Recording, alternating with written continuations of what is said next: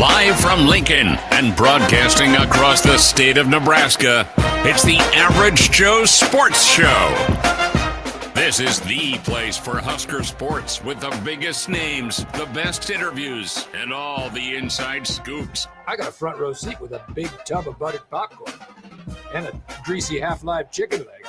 Now, here are your hosts, Chris Schmidt and Elijah Herbel. Welcome to it. Friday is here with the Average Joe Sports Show. Chris Schmidt and Elijah Herbel. Hope you're doing all right. Hope you're ready for a fantastic holiday weekend. And a shout out to my beloved mother, Joe Mama. It's her birthday today. And a shout out to Coach Barnett. It's his birthday today as well. So we got our birthdays out of the way. We'll dive in. Plenty of Nebraska-Oregon thoughts. We'll check in at Charles Schwab Field in hour 2. Nick Handley going to be with us. St. Nick will join us, part of Husker Baseball, the Nick Handley podcast. We'll dive in and talk some Big Red baseball. Husker softball gets rocking prime time as well on ESPN2 tonight. Bill Doleman, the pride of Fairbury, the professor, he is en route. He is on assignment to go find an SEC school that's willing to play 9 conference games. He is en route to SEC country for a little summer recon. So Billy D will be joining us at 5. And Brian Christopherson, Husker 24/7 Sports, in about 15 minutes. 489-1240, 489-1240 to get in. 800-825-5865. Can check us out on YouTube, like and subscribe to the Average Joe Sports Show. Find on Twitter as well, AJ Sports Radio. Give Elijah a follow at Herbal Essence at Schmidt_radio for me. Can always check us out via email as well, the AJSportsShow at gmail.com. So no weekend edition tomorrow. A lot going on with this weekend. We will be back at it Sunday live at 10:30 with Mark Spindler. Going to be joining us live on Sunday Live.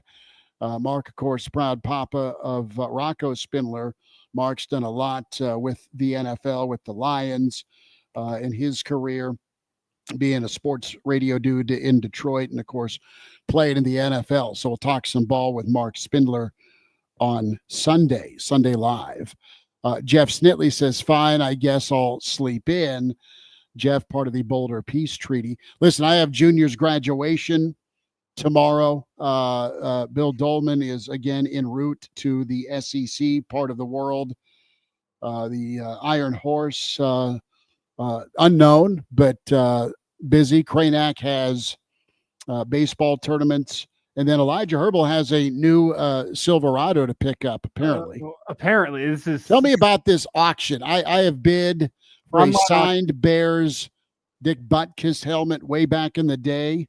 This was one of the many cool auctions items that Dave Remington would secure for the Cystic Fibrosis Foundation fundraiser, you know, the Boomer Esiason Foundation that's always at the Rococo every year, and it's awesome. But there was a chance to bid and win on a Dick Butkus Bears signed helmet. And I lost that bid out to Barrett Rude, which is fine. It was monopoly money compared to real money that old Rudy has. But you won an auction last night. Accidentally. It's the classic. Hold on. It's the classic case of an auction where you show up for the one thing and it goes above your price range and you go, well, I'm going to leave here with something. And I threw down a bid. Darn it, I'm going to leave here with something. And that bid is now won. So I now have a truck sight unseen. I have no information on it. I ran the Carfax after the winning bid went through, and I went, okay, it looks pretty good, actually. So we shall see. Going to cross my fingers on that one that there's nothing completely screwed up with it because I did not mean to win it, but I did. So are you excited? You're trying for the 3.0 version of the Chevy Impala collection. That is what I was going for. And then that went above, I set a ceiling price on it. It went above that ceiling price by a couple $100. And in hindsight, I should have probably just raised my ceiling, but I went, oh, well, might as well go try this other one here, the Silverado. And I won it. So that was unintentional, but maybe a happy little accident. We shall see. We'll hopefully have a better idea after the weekend once I get this thing picked up and paid for. So happy little accident. We shall see. If it's not a happy little accident, there's issues out the wazoo. got a new prize for next year's NCAA tournament. Jeez, you're thinking ahead already. So what year's the Silverado? They're sweet trucks. How many miles on it? What color are we looking at? What's the interior? You know everything about this. Huh? I do. I mean, I've always kind of wanted I used to have a pickup 100 years ago when I was in high school, the dreaded old Ford Ranger Splash that did not perform well in the winter despite 7 tons of sand in the back and studded tires. But it was a cool pickup. It was one of those little May step sides, and it was fun until wintertime. So tell me about this Silverado. Give me a rundown. What team of the 2000s would you compare it to? Oh, what team of the 2000s? Are we talking Husker teams here? No. Well, yeah, sure. Let's go Husker teams of the 2000s. Sight unseen. It's 2016. It's 2016 Silverado, and it's the 2016 Huskers is what it is. Okay. Where it looks good from the outside. It doesn't have all the bells and whistles. It's pretty stock actually, but it looks nice. It's well taken care of. But put it up against a real truck, and you'll be like, this thing is not very nice at all. Okay. So that's and fairly a lot of miles on that 2016 team. Yeah, this one does 115,000 miles, which isn't bad. But for the Silverado folks out there, 2014 to 2018, that gets a little hairy with the transmission once you hit 100,000 miles on those Silverados. So that's what I'm crossing my fingers, that it's no transmission issues would be an ideal thing, because those trucks of that generation have a reputation with their transmissions. So you don't need two vehicles on blocks in the front yard. We'll move on to the backyard. Wow. We will dive in. It is off-season talking time, and Ben checks in. Guess what time the off season it is? Anonymous. Yeah, that's where I was going, Ben. And it's a nicer, tamer. It's a nicer, tamer off-season comments. Now, I had no proof of this, but when we go back to a couple of years ago, the all off the bus comments about Nebraska football, and that quote came up from PJ Fleck when he sat down with us at Big Ten Media Days. He early part of the interview, I don't know if this was 2021 or 2022, but he's like, man, Nebraska just looks so put together and intimidating, man. They're all off the bus. I mean, I don't know. We'll try and attribute the quotes, but it's a tamer, gentler, nicer Athlon anonymous coaches for the Big Ten. There wasn't any shade, really. They even were nice to Fickle. I think there is a healthy respect between all the coaches in the Big Ten right now, where there wasn't a lot of respect for Scott Frost out there. No, they didn't like Scott because Scott came in kind of shooting his mouth off, and they all rolled their eyes. And then they're like, dude, what are you doing with your staff? Dude, what are you doing with running your mouth? And then it was problematic from the jump. But we'll get to the anonymous coaches. What is the word on Nebraska anonymously? We'll dive in. House money. How you betting tonight? Does Nebraska baseball continue to thrive against, ranked teams? And, the top games of the 2000s. The kind of recollection collection comes to an end from Athlon, I should say, from the Athletics week of stories. And they rank the top 25 games of the 2000s. I want to twist it a little bit and kind of get your list of, what was your top Nebraska game of the 2000s? And I've got a little bit of a short list put together we can chat about. Steve joins us in Lincoln here on the Average Joe Sports Show. Steve, thanks for starting us off. Go ahead, dude. Thank you, Chris. I'll be very quick and short. This is going a little shortcut off the top games of 2000s, but I want your real quick spin on Husker football, offensive line, where it all starts. Will all of these new additions make a big difference come late August? Your comments, Chris. Steve, thanks for calling, dude. Appreciate it. Yeah, they have to make a difference, first and foremost. That's why you go spend in the portal. why I think they'll make a difference. I think you've got a real talent in Evans at center. You've got a great mentality. He's been around from guard to center. Spindler has played at a high level, performed at a high level, played and won big games. So Spindler's leadership and mentality, I think, is going to plant the flag, quite frankly, for this offensive line. And then Pritchett. Pritchett's played a lot of football for Alabama. He's a first-round projection if you live up to that. And, yeah, I think Coach Raiola needs to have a good line. I think he'll have a good line, and they'll go perform. The question mark's the right tackle spot, but you have options. And, Elijah, most importantly, you should have depth. You should have some depth on the offensive line. I think they're going to be physical. I think they're going to be businesslike, and they'll be able to run block as well as they need to, and they'll be able to protect Dillon in the pocket. All that adds up to a good offensive line if that is the case, and it needs to be year 4 for this offensive line coach. It will bode well for Nebraska football. And a quick free self shout out here.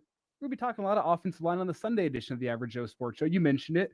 Rocco Spindler's father, Marco, joining us. He's got a wealth of playing experience and broadcasting experiences in his own right. I'm sure he's gotten some information from his son, Rocco. So we will have him on a Sunday to talk a little bit more about the development of the offensive line and what they can be in 2025. So, Steve, if you're still listening, check out our Sunday live edition on the Average Joe Sports Show YouTube channel or wherever you get podcasts. Just search up the Average Joe Sports Show. That should be posted probably around noon on Sunday, or we're going to be live at 10:30.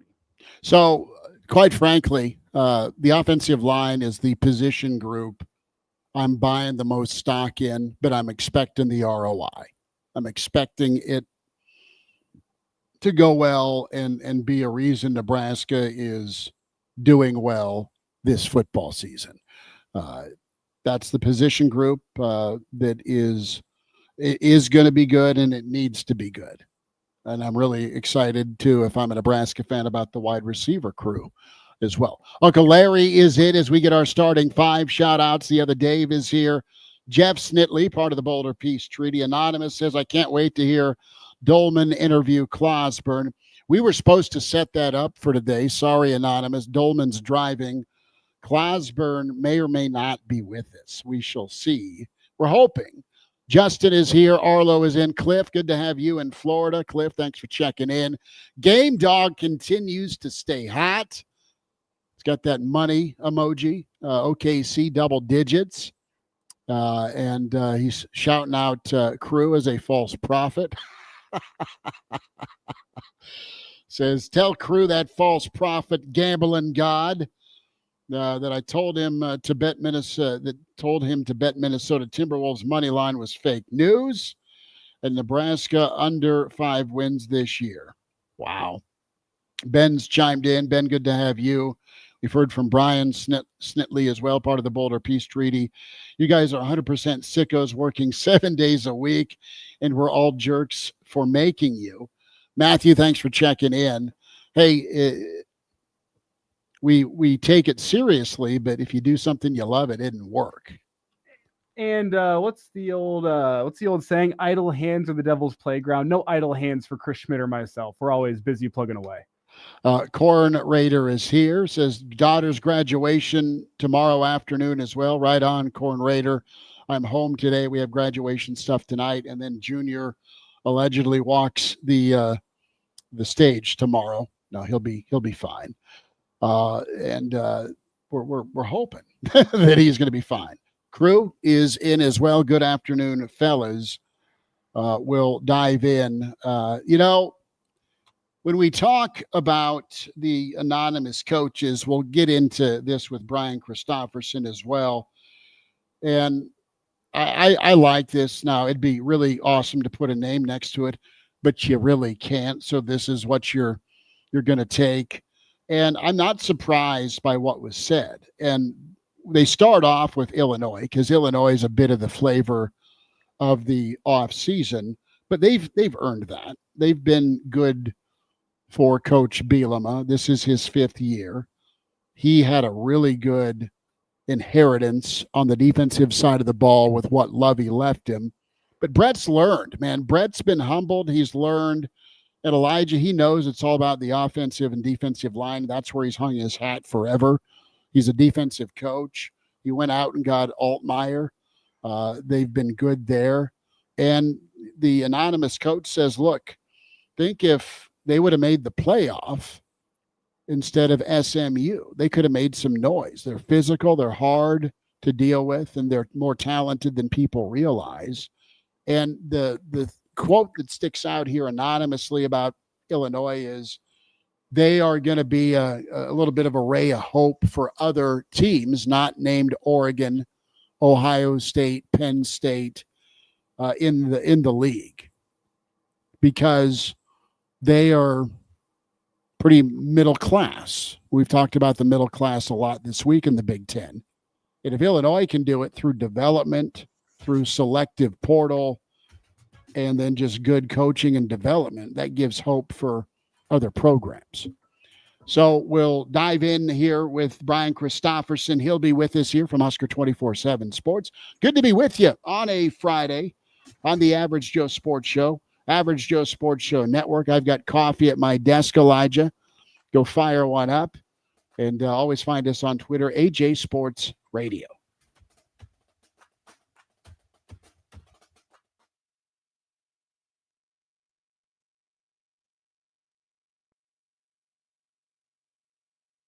Face facts. Mother Nature is out to get you. Spring storms, roof-ripping hail, flooding rains, tree-toppling winds, dangerous lightning, and her favorite local go-to, tornadoes. I don't want to be stuck in a tornado or rain.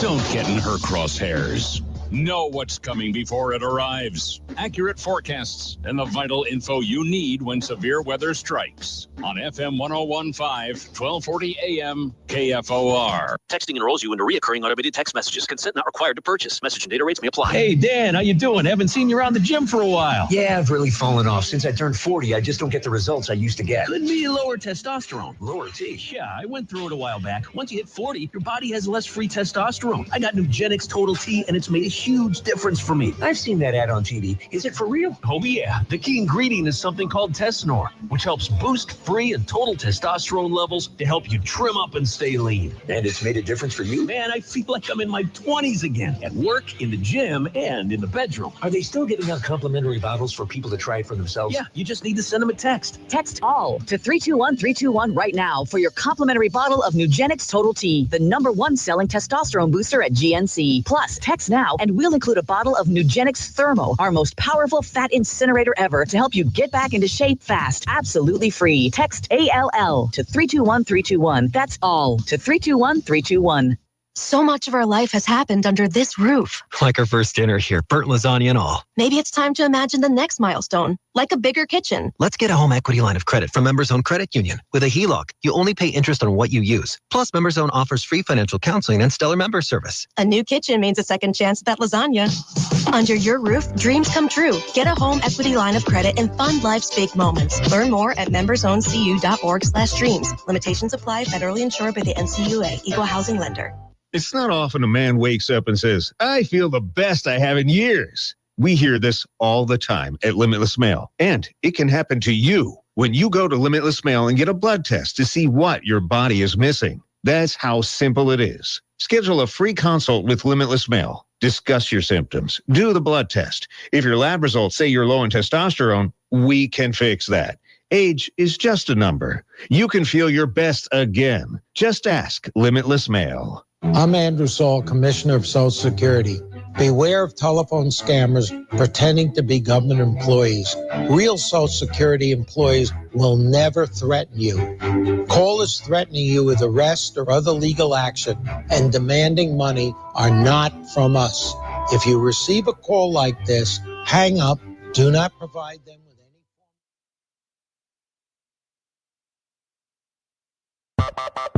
any. We're back with more.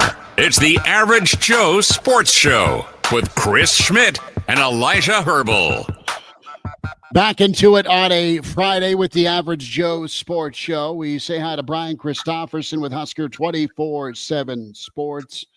BC, how we doing? You got any golf booked for the weekend? No golf booked. A little rain scared me. I shouldn't be that soft, but you can put the Kobe meme on me because that's what I am, I guess. No, I don't have anything scheduled. You're fine. You're fine. I might have to call you Monday. Got a good story here. I was hanging out with I got family in town. Got a tea time booked for my uncle, myself, my dad, my sister, and I tomorrow. And my uncle said, my one sticking point, I'm looking at the forecast here, I won't golf in lightning or severe weather. I'm not going to get struck by lightning again. And I said, again? Hold on. And I learned at the ripe age of 26, how old am I? 26, that my uncle was struck by lightning back in the day. Is he just BSing you? Is this, 8 cores deep? I mean, talk to me. No, 100% legit. He was working some construction land surveying back in the day, and it didn't strike him directly. It struck something near him, and like the current traveled through things, and it ended up getting into him. So he was like, it wasn't like a direct strike, very bad, but one of his coworkers died that day. Oh, yeah. Wow. Yeah. So I learned that lore on just a random Thursday night while talking about golf. Well, it'd be something if he had never mentioned it to anyone, and that was the first ever mention of it ever. It just like slipped in. I don't want to get hit again, and everybody's like, "What the stink?" But I assume other people in the family knew, and it was just news to you. Is that right? Yeah. Me and my brother were both like, "What?" And everyone else like, "Yeah, you've never heard this story?" So that was cool to learn. BC, does lightning strike for Nebraska baseball tonight? Look at that. That's why you're pro, man. I don't feel great about it. I mean, Oregon won the league for a reason. Hopefully Brockett can just have one of those dynamic outings where he's on and can give you, I don't know, 5, 6, 7, heck, one of those type of deals where he's got the right stuff. It's going to take some of that. Obviously going to take some guys like, Gabe and some of those guys who have done it in these situations before, did it in this stadium a year ago at this time, to deliver in the clutch. And, I thought they actually did a good job the other night against Michigan State's ace. Even though they were behind, they were in position to strike late. And obviously we know the gift they received with the drop fly ball, but they did allow themselves that opportunity by piecing together, 3 runs to stay within striking distance. And so hopefully they can do a similar thing tonight and be right there. And then maybe you get that timely hit late or you catch a break.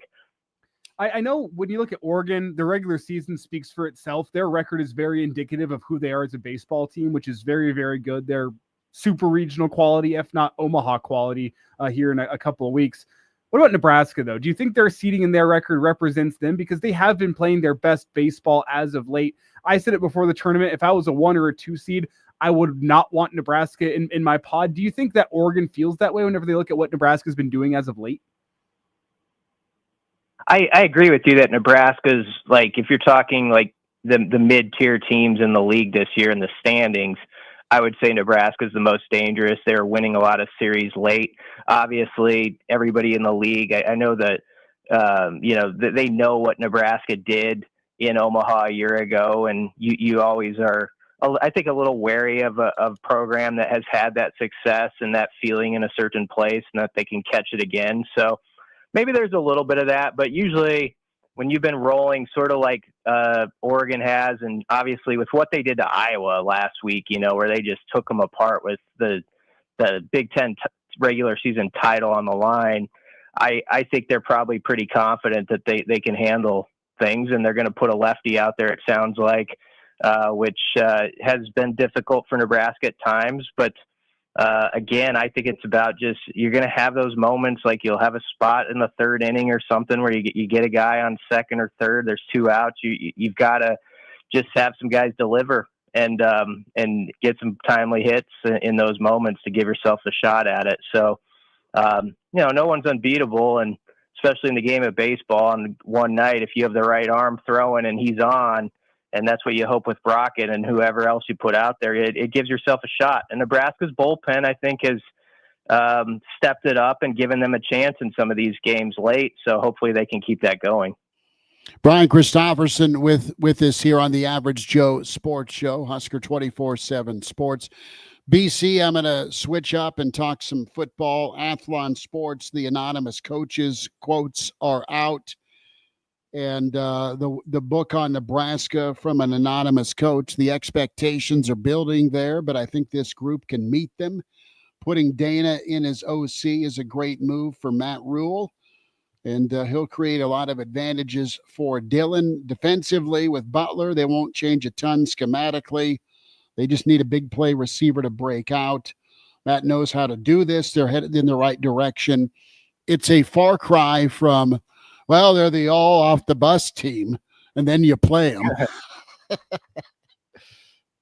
Yeah, that was a little too friendly. I don't know. I like it when they're a little spicier than that. If it's going to be anonymous, give us a little something that kicks us back a notch. But yeah, that was pretty nice comments from a coach. I mean, I think there is a lot of respect around the league for Dana and his, just his mind as an offensive coordinator and the way he can sort of get it to where he wants to get it with a certain play.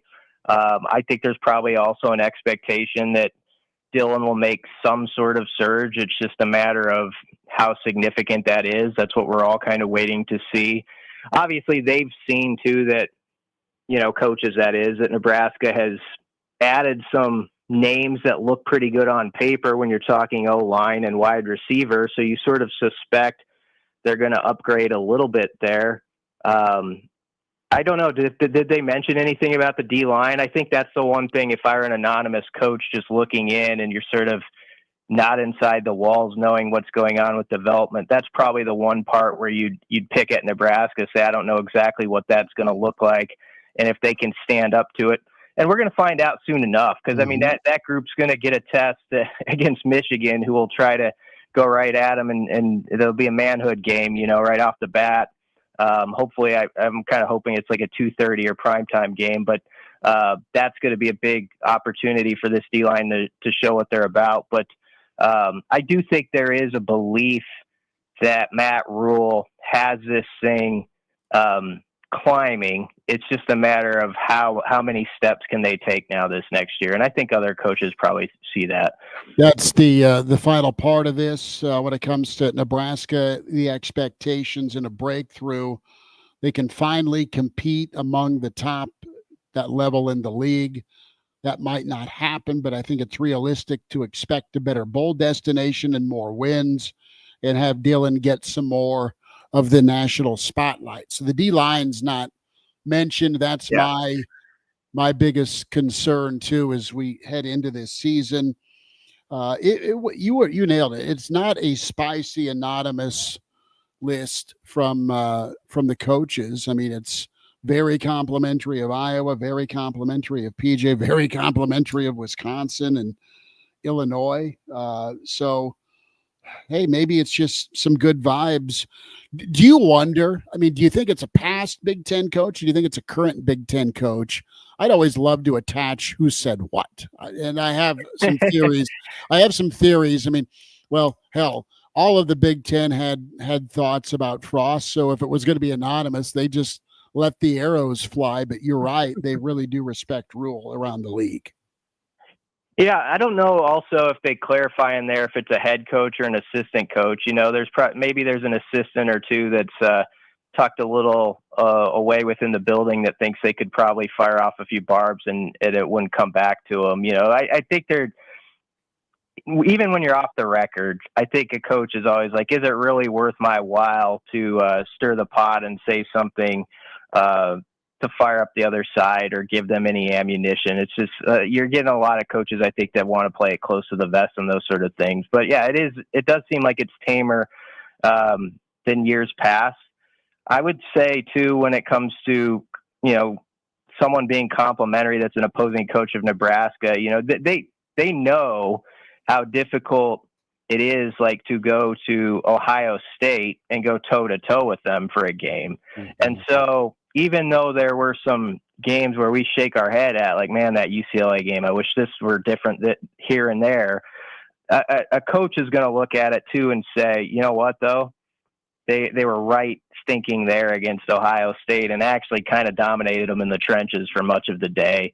And the games like that, talk to those guys. They tell them, that this team might be on the right track. And I do think there's questions about how good Dylan's going to be, if he's going to be a lead or not, probably with some that are outside the program, but there's also a respect that he's got all the tools in the box to work with. And so there's that. And I think with Emmett Johnson too, like there's probably a feeling like Nebraska's got a pretty good back to start with. Obviously around here, we're going to get out the fine tooth comb and talk about who's second, who's third in that room. But guys who are kind of glossing over it and looking at Nebraska on a drive-by, shot are going to say, well, they got a really good running back who played the last 4 games at a high level, and Dana knows how to use them well. And so all those things I think probably come together where, Nebraska, I think, is probably going to get some respect from those coaches as being a team that they look at. Can they do the detailed items now that puts them over the top? The stuff that stood in the way, frankly, of them losing games like the games against Iowa. Like last year, Nebraska won 80% of those plays in that game, and they lose the game because you don't do a couple detail items here or there in the special teams. And so all that's probably on a coach's mind as they look at it from the view from the blimp, I guess, of the Huskers. It's Brian Christopherson with us, and I will say, whenever you read that quote, I can tell you process of elimination. It wasn't Signetti who said that, but that's beside no kidding. There's no hand grenades in the article this year. So we know we can at least cross one coach off the list for potential options. But Brian, before we get you out of here, about 30 seconds, you're rocking a 2-screen setup tonight for Husker softball and Husker baseball. How do you plan to attack those two events both happening at the same time? I'll probably just be quick on the flipping it. I'm assigned with covering softball pitch by pitch, writing the game story on it. It'd be fun to be down there. Bruns is on the scene in Omaha.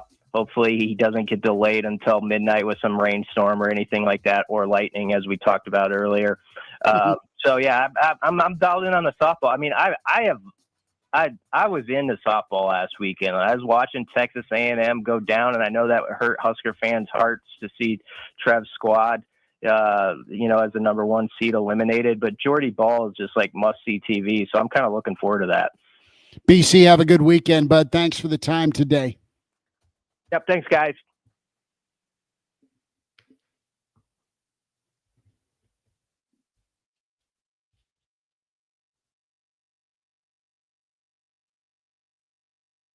Exciting action as Lincoln is on the road at Chicago taking on the Dogs. Coverage begins Friday night at 6 p.m. FM 101.5, 1240 AM, KFOR. Trust is a foundation of any strong relationship.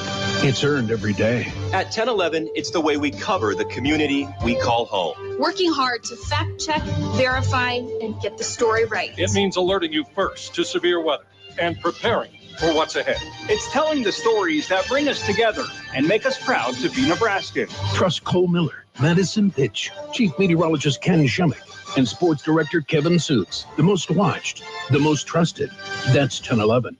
When it comes to my lifestyle and diet, I don't always make the smartest choices. I used to have real issues with my liver. My doc was concerned about my numbers, but since adding a once-a-day active liver tablet, my gut's better, I feel great, and my doctor's happy. I ask a lot of my liver, so the least I can do to say thanks is a daily dose of active liver. Go to NORDICUSA.com, Amazon, or ask for active liver at your local CVS. Texting enrolls you into recurring automated text messages. Consent not required to purchase. Message and data rates may apply. Hey, Dan, how you doing? Haven't seen you around the gym for a while. Yeah, I've really fallen off. Since I turned 40, I just don't get the results I used to get. Could be lower testosterone. Lower T? Yeah, I went through it a while back. Once you hit 40, your body has less free testosterone. I got Nugenix Total T, and it's made a huge difference for me. I've seen that ad on TV. Is it for real? Oh, yeah. The key ingredient is something called Tesnor, which helps boost free and total testosterone levels to help you trim up and stay lean. And it's made a difference for you? Man, I feel like I'm in my 20s again, at work, in the gym, and in the bedroom. Are they still giving out complimentary bottles for people to try it for themselves? Yeah, you just need to send them a text. Text ALL to 321-321 right now for your complimentary bottle of Nugenix Total T, the #1 selling testosterone booster at GNC. Plus, text now and we'll include a bottle of Nugenix Thermo, our most powerful fat incinerator ever, to help you get back into shape fast, absolutely free. Text ALL to 321-321. That's ALL to 321-321. 321.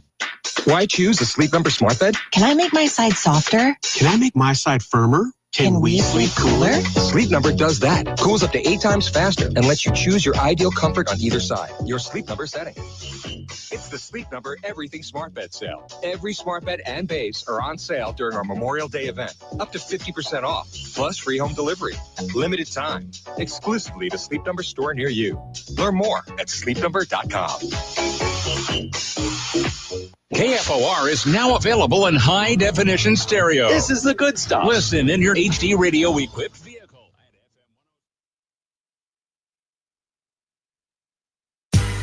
We're back with more. It's the Average Joe Sports Show with Chris Schmidt and Elijah Herbel. Back with you on the Average Joe Sports Show. Big thanks to Brian Christopherson for joining us with Husker 24/7 Sports. Find us on YouTube. Can watch the show 7 days a week. We are off tomorrow with some conflicts, but we're back Sunday live, 10:30 with the Average Joe Sports Show on YouTube. Here is Monday through Friday on the Average Joe Sports Show Network, and can always check out Twitter, AJ Sports Radio. Shout out Black Hills. Brennan is in. Good to have him. He did not get a bear, which is good, but he got to Idaho, which is nice. I'd like to go to Idaho sometime. Cliff and the other Brian are scheming for a football road show for us at the Single Barrel this football season. Would love that. Steven is in. No, Steven is the answer. If I try and say that, it would come across wrong, and it would be suspended likely. R Ringer 65 checks in. Good to have you. Right on, R Ringer. Lincoln East is in action also on NET PBS tonight with state baseball, which is great for Sparty. We'll dive a little bit further deep. Shout out to the El Paso crew as well as St. Nick, Bert, and Timmy. They are listening / watching, trying to recycle as many Corona bottles as they can. So shout out to those guys, which is nice. We need to find a phrase that anytime we say it, it's finish your drink time. Okay. Oh, so we need to we need to make sure three guys pass out by 6 p.m. is what you're saying? No, we could play a game here when Bill hops on at 5:05. We won't have to tell him, but we can think of a phrase, and anytime Bill says it, they have to finish their drink and crack a new Corona. I don't know. I'm just throwing it out there. I'm trying to help the people have fun on a Friday night. All right. Glizzy would be the phrase. Thank you, crew. That's actually not bad. So if we can get Bill to say Glizzy, finish your drink, that'd be funny. We'll ruin them. So you have the top 25 games of the 2000s from The Athletic that came out. No real shock with the USC Texas national championship game in the Rose Bowl coming in at number 1. That was great. You had the Georgia-Oklahoma college football playoff doubleheader that we talked about that a couple days ago. The double OT game, yeah? Yeah, that made an appearance. Yeah, a sneaky good Rose Bowl where Vince Young burst onto the scene as a redshirt sophomore. Texas beat Michigan on a walk-off, and Vince Young had a great day again at the Rose Bowl. But one of my favorite games ever, and I can't believe, kind of can, it's 20 years old, was the Notre Dame USC game in 2005, where Leinart on fourth and in Terre Haute, Indiana, hit a slant route for a first down and then got into the end zone as time expired on the sneak. The SC team was phenomenal to watch. That was Charlie Weiss's, wow, we almost beat USC. I'm going to leverage it into a monster payday and more elastic for my sweats. So that was good. From a Nebraska standpoint, what are some of your top games of the 2000s? What would you put first? Is it, and I know that Cliff said his top two, he put the 2001 Nebraska win over Oklahoma. That was vintage Nebraska, the Crouch Black 41 reverse. Big time, great ball game in classic Nebraska, Oklahoma, 38-degree weather that Saturday. Game day there, Corso riding the Mechanical Bull in the North Bottoms. From a crowd standpoint, man, the crowd was off the hook for that 2014 Miami game. I think you could put Colorado last year up there as one of your favorites. Games for Nebraska in the 2000s. One of my favorites, though, probably right behind that Oklahoma-Nebraska game 2001, is the 2011 Oklahoma State-Nebraska game. Just a ton of offense. Nebraska's coming off that red out round the world loss, unfortunately, for Big Red fans, and Nebraska just was no reason to lose to a 5-7 Texas team. They did in 2011. But the week later, they had to go to Oklahoma State, and that was a loaded 11-2 Fiesta Bowl team that beat Andrew Luck, I think. So that Oklahoma State win is like the most underappreciated win Nebraska, I think, has had in football for a long, long, long time. So I said 2011, 2010, Oklahoma State, Nebraska, but it was big time. Some of the underappreciated ones, I think of 2009 Oklahoma. Yeah, that was Memorial Stadium. Slugfest. I think it was it Matt O'Hanlon, 3 interceptions in that game? Yeah, and Prince had the pick almost 6. And I think Nebraska, was that a 10-3 or a 7-3 game? 10-7, is that right? No, Oklahoma didn't get a touchdown. They had a field goal. Defensive football game. It spoke to that 2009 defense, but poor what was his first name? Landry was his last name. Or Landry Jones. Landry Jones. He had a rough one out there. That's a one that I think flies under the radar just a little bit. Unfortunately, the first ones that come to mind, lots of them are losses. Well, and I wasn't. 2021 Michigan was a fantastic football game, but Nebraska lost it late. That one comes to mind. You think of the Big 12 championship game against Texas, ends in a loss. That was a great football game. That's top 3 for me always. And as bad as it hurt for Nebraska fans, you're like, man, they pretty much went toe to toe. So you know what? The 2015 Michigan State win Nebraska had with the Brandon Riley catch sideline, and then also the 2012 Sparty Nebraska game with the out route to the end zone that almost took out Brandon Vogel on the sideline. What about the what year was it? The instant classic where it was Nebraska, Wisconsin at Memorial Stadium. Janovich had the fullback dive for a touchdown, and then it was Gaglione who walked it off. Yeah, that field goal. Unfortunately, another loss. That was a great football game. That was good. That was 2014. 2014. No, because Bo is still there. No, it's 20. It was 2015. It's 2015. Yeah, that was a great football game. Yeah, you just needed a first down. If you're Nebraska, you can run the clock out. Janovich goes 70 yards. The place comes unglued with the crowd on that fullback trap. Should have gone back to it, Riles. There's a couple games though from a national standpoint that don't get enough love nationally. 2019 LSU Bama, Joe Burrow and I think it was Jalen Hurts, or was it Tua in a shootout?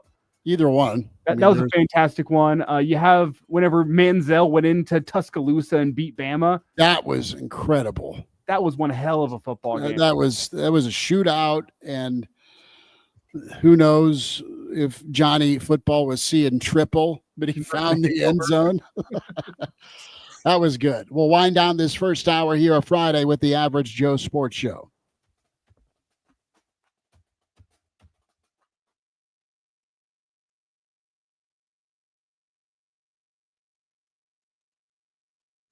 The road is calling. Is your vehicle ready? Whether it's to the ball field or down the highway, 6 to 6 Auto Service can make sure your car, truck, or SUV is road trip ready. Schedule your appointment online now. From oil changes, tires and brakes, to AC work and full inspections, 6 to 6 is your local trusted partner for auto service. don't ignore vehicle maintenance and repairs. Because breakdowns don't take vacations. Schedule your appointment online today at 6to6autoservice.com. When you need it fixed, It's 6 to 6.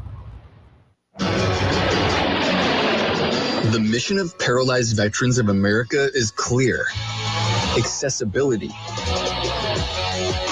Veterans who have served and sacrificed the best of themselves deserve access to the best our country has to offer.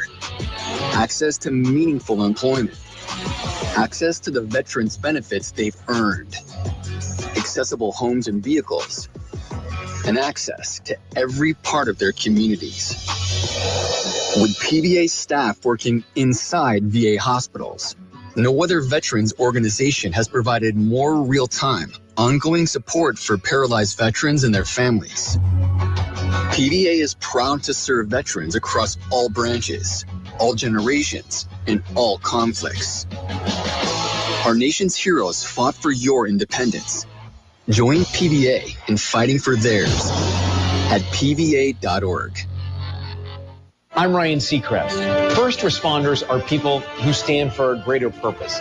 They will be there for you when nobody else is, to help you, your family, your community. This is their selfless promise. This is their sworn duty to protect, to serve, to help. When you call 911, first responders show up now. Let's show up for the people who show up for us every day and every night. Go to firstrcf.org and make a difference today.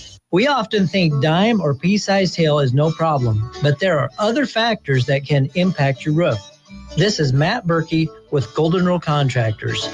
Wind gusts of 60 mile an hour or higher can do damage to the integrity of your roof, resulting in small leaks around your home. If there's been high winds and hail in your area, contact Golden Rule Contractors for a free estimate at grclincoln.com. We'll treat your home as if it were our own. Working as a dedicated Fidelity advisor, I always ask, what's important to you?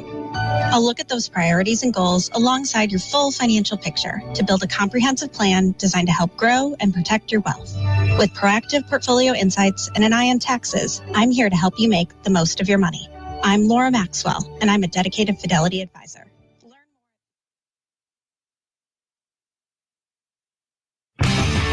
We're back with more. It's the Average Joe Sports Show with Chris Schmidt and Elijah Herbel.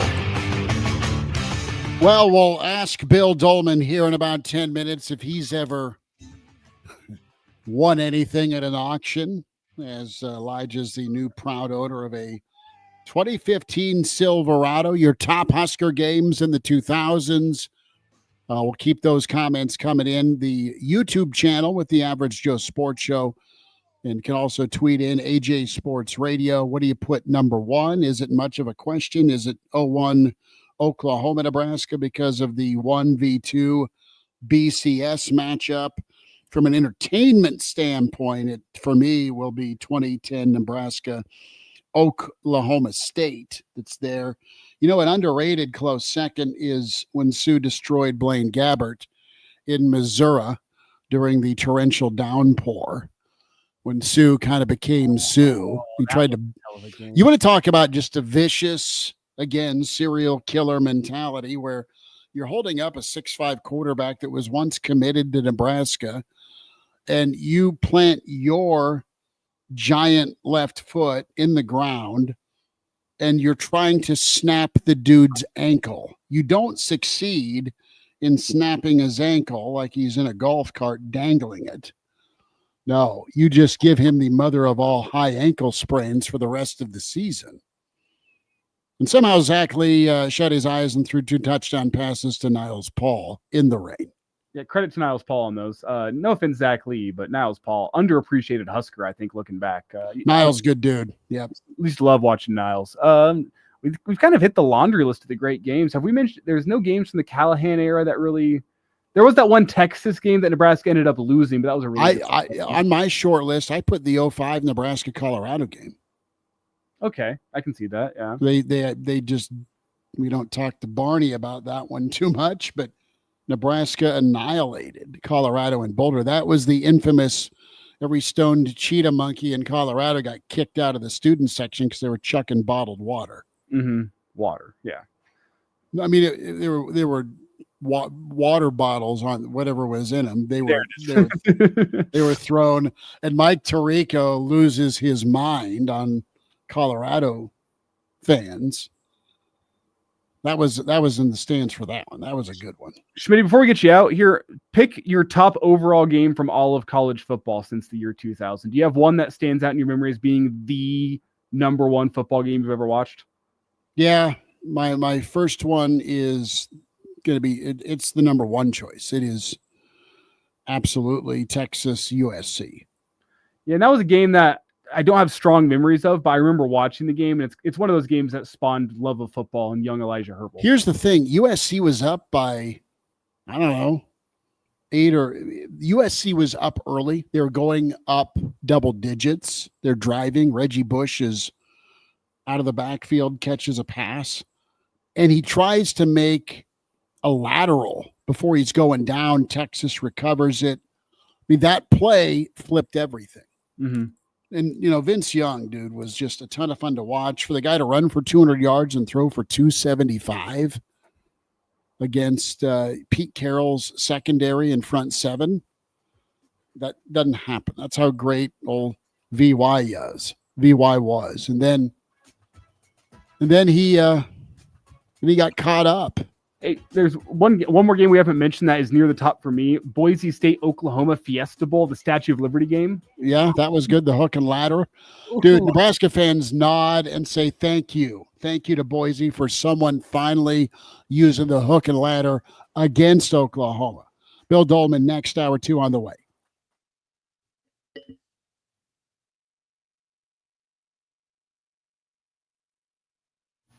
Save big on everything for your next project when you shop at Menards. Tackle those lawn patch and repair jobs with help from Menards. Scott's Easy Seed Patch and Repair Mix is a blend of mulch, seed, and fertilizer, making it perfect for sunny or shady areas. Save big money on Scott's Easy Seed Patch and Repair Mix now at Menards. Plus, check out our weekly flyer on Menards.com for more great deals happening this week. Save big money at Menards. Progressive knows owning a home can be hard, but not always. Like when you're relaxing on your patio, enjoying a nice, quiet evening. So quiet. Except for the sound of the neighbor's party. Which you said you'd go to if you weren't busy. And your quiet night on the patio, that's not exactly busy, is it? Maybe you should just stay inside. At least Progressive's Home Quote Explorer lets you easily compare rates, so shopping for insurance is the easiest part of owning a home. Progressive Casualty Insurance Company affiliates and third-party insurers. Comparison rates not available in all states or situations. Prices vary based on how you buy. At Social Security, we are always thinking of ways to save you time and make things easier. That's why we created My Social Security. Opening a My Social Security account gives you secure access to your personal record and interactive tools tailored for you. You can see if you are eligible to receive benefits, view spousal benefit estimates, and compare retirement benefit estimates at different ages or dates when you want to start receiving benefits. Already receiving benefits? Use your account to change your address, set up or change direct deposit, get a proof of income letter, and more. In most states, you can also request a replacement Social Security card. Save time. Go online. Open a My Social Security account at ssa.gov/myaccount. Social Security, securing today and tomorrow. Produced at U.S. taxpayer expense. Lincoln's local news, talk, sports, and weather station. FM 101.5, 1240 AM, KFOR, and KFRX HD3, Lincoln. From ABC News, I'm Chuck Severson. Wall Street's major indexes closed lower after President Trump threatened a 50% tariff on all imports from the European Union starting next month, and a 25% tariff on smartphones made overseas. ABC News senior White House correspondent Selena Wang. This is just a threat from President Trump, a threat of 50% tariffs on the EU, but it would, if it went through, have a major impact on the U.S. economy. Last year, we imported more than $600 billion worth of goods from the European Union. A federal judge has temporarily blocked the Trump administration from ordering Harvard University not to admit any foreign students. The university is suing over the order. ABC's Olivia Rubin. Harvard's lawyers are saying that this latest move from the Trump administration is unconstitutional, and that they say it's a part of sort of this broader effort from the Trump administration against Harvard in order for them to sort of protect their own willingness to academic freedom, which they say the administration is trying to take away. Nobody survived yesterday's small jet crash in a residential neighborhood of San Diego, say federal safety investigators. 6 were aboard, and there's an update. A key part of the investigation is focused on the airplane's altitude as it was landing and it hit high-tension power lines. Why the plane was low enough to hit them is not yet clear. NTSB investigator in charge, Dan Baker, is saying it's been determined the plane did not have a flight data recorder as they hoped it would. Though the airplane was not equipped with a flight data recorder, we're investigating whether it was equipped with a cockpit voice recorder. A weather reporting system, along with a system impacting runway lighting and arrival glide slope, were all not working. It's unknown if that played a role in the crash. Alex Stone, ABC News. Billy Joel is canceling all scheduled concerts, saying that he's dealing with a brain disorder which has affected his hearing, vision, and balance. It's a buildup of fluid in the brain. Experts say his physical therapy is expected to lead to a full recovery. You're listening to ABC News.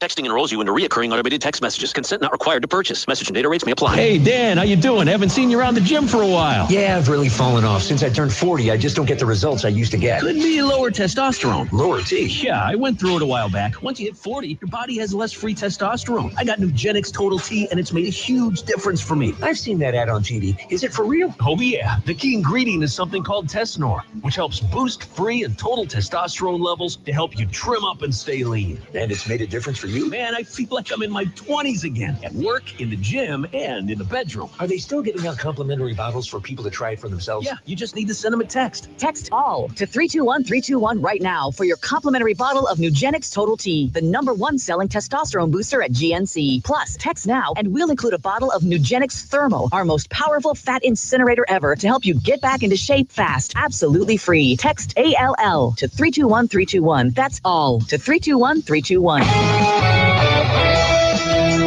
Report of gunshots at a Northeast Lincoln apartment complex this morning. Good afternoon. I'm Elijah Herbel, KFOR News. Gunfire reported early this morning at an apartment complex southwest of 63rd and Holdridge. Lincoln Police Public Information Manager Erica Thomas says a 20-year-old man told officers he and his roommates had seen 2 to 3 men in ski masks by his vehicle. The man said they went outside to confront the suspects when they got into a dark-colored sedan and drove off.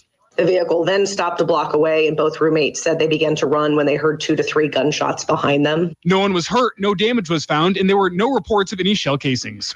Following a nearly year-long investigation, Lincoln Police arrested a man for enticement by electronic communication device. Investigators say 39-year-old Paul Duffick started communicating with someone who he believed to be a 14-year-old child in June of 2024. He apparently sent sexually explicit pictures and videos. Duffick was arrested and put into the Lancaster County Jail on Thursday. Starting tonight and running through Sunday night, Lincoln Police will be doing extra enforcement on O Street from 17th to 84th Streets. LPD Public Information Manager Erica Thomas says officers will be looking for unsafe driving, trespassing in closed business lots, noise complaints, littering, and alcohol-related offenses. Memorial Day weekend has historically drawn crowds to the area of O Street between 44th and 52nd to observe and participate in the informal showcasing of unique automobiles. But as the nights progress, LPD has routinely observed an increase in dangerous driving behaviors, including excessive speed. Funding for the weekend enforcement has been made possible through a grant from the Nebraska Department of Transportation's Highway Safety Office. LPD's Distracted Driving Project in April, that was part of the national You Drive, You Text, You Pay safety initiative, resulted in 400 traffic stops. Most of the citations were for speeding, with 198 tickets issued. You can read more on this story at KFORnow.com. Scattered showers possible in the Lincoln area this afternoon with a high of 63 degrees. For KFOR News, this is Elijah Herbel. Batter up! Join us this summer at Haymarket Park for 50 action-packed Salt Dogs games running now through August. Visit saltdogs.com for updates on everything you need to know about weekly promotions, giveaways, and special events. That's where you'll find the latest updates to make sure you catch all the excitement and never miss a homestand you want to attend. Haymarket Park is your ticket to fun all summer long. Visit saltdogs.com to get your tickets and unleash the fun. Here's comedian Howie Mandel for hands-free Cozy Fit Skechers slip-ins. Yeah, I'm holding a new Cozy Fit Skechers slip-in sneaker, and first of all, I barely know I'm holding it. It's that light. You see, Cozy Fit is a cool new sneaker where the upper is made of a soft quilted material. It's kind of like a little puffer jacket for your feet, except it looks like a super stylish sneaker. Introducing new Cozy Fit Skechers slip-ins.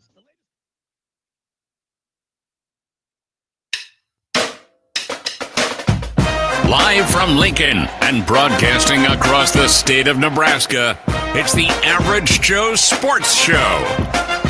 This is the place for Husker sports with the biggest names, the best interviews, and all the inside scoops. I got a front row seat with a big tub of buttered popcorn and a greasy half-live chicken leg. Now, here are your hosts, Chris Schmidt and Elijah Herbel. Back into it. It is hour 2 on the Average Joe Sports Show, Friday edition. AJ Sports Radio to follow and watch on Twitter. And, of course, on YouTube with the Average Joe Sports Show. Hear us on the Average Joe Sports Show Network. Pride of Fairbury, the professor, is in.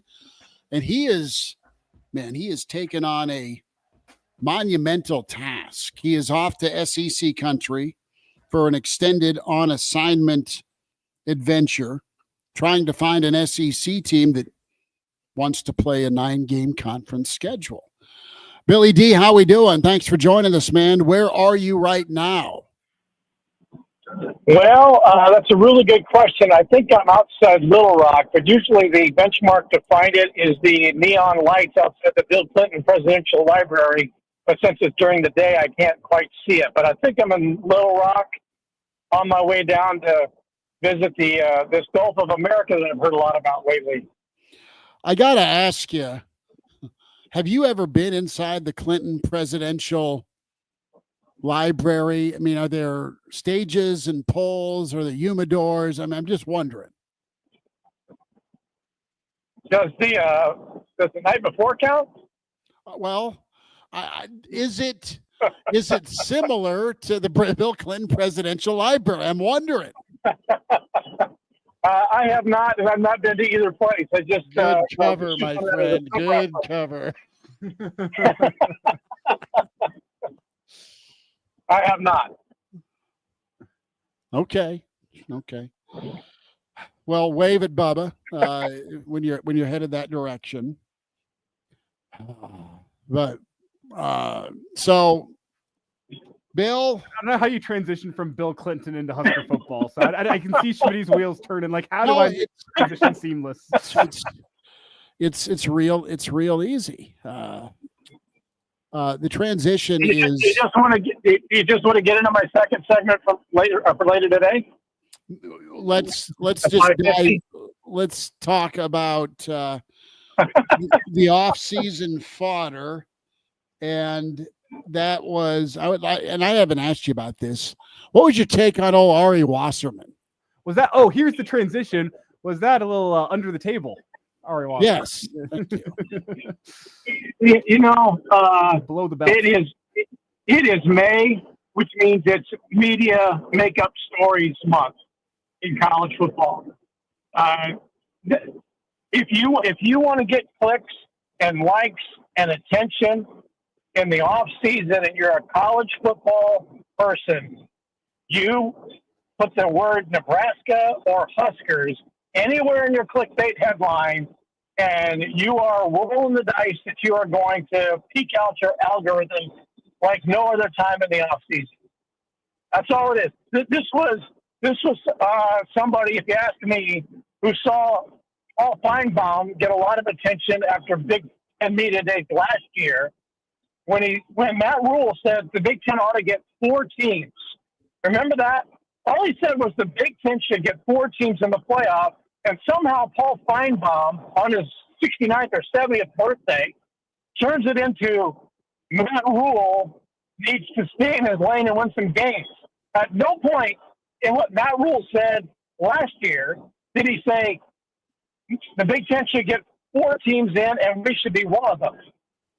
But he ran with it and got a bunch of clicks and a lot of attention for it. ESPN ran with it for a 24-hour cycle. It was stupid. And from what I'm gathering and what I read from a podcast 2 weeks ago, somebody's going, what are we going to talk about today? You know, we can't, no pro wrestler passed away, so we can't go back into the archives on that. They're getting rid of walk-on, so we can't go 5 deep and talk about hometowns. I know. Let's throw something out about Nebraska. Ryan Smith did it 3 years ago, when he said Deion Sanders was going to be the head coach at Nebraska. Now, that was during the season, but that was all for clicks. To me, that's all that Ari Wasserman was doing on this. I need some attention. So I'm going to put Nebraska in something, and everybody will come and we'll talk about me for a couple of days. I had never heard of Ari Wasserman until this.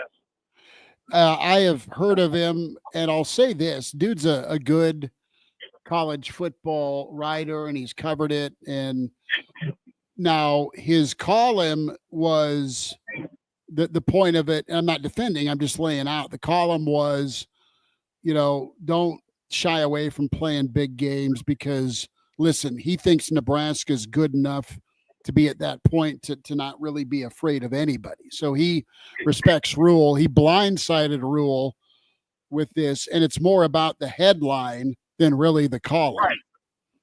Yeah, so, I'll give him somebody else wrote the headline. Yeah, I'll give him that.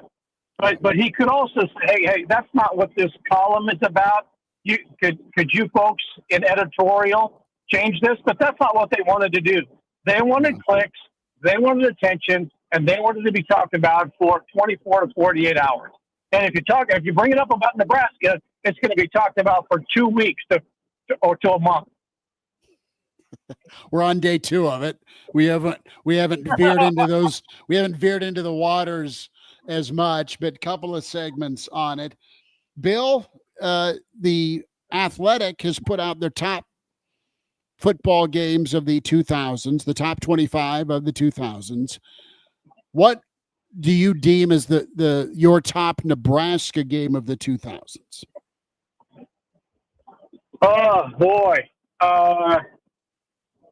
Well, I don't want to think about losses. Nebraska's had some competitive games that if you take the proximity to where we all live out of the equation, you can enjoy it as a good, pretty dramatic football game.